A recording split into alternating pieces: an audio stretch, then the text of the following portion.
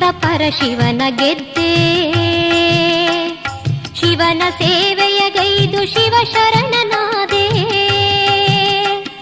ಭಕ್ತರ ಬಾಳಿನ ಕತ್ತಲೆಯ ನೀಗಳು, ಭಕ್ತರ ಬಾಳಿನ ಕತ್ತಲೆಯ ನೀಗಳು, ಜಂಗಮನ ರೂಪದಿ ಈ ಧರೆಗೆ ಬಂದೆ. ಗುಬ್ಬಿಯ ಕ್ಷೇತ್ರದಲ್ಲಿ ನೆಲೆ ನಿಂತೆ ಪ್ರಭುವೇ. ಶರಣೆಂಬ ಶ್ರೀ ಚನ್ನ ಬಸವೇಶ್ವರ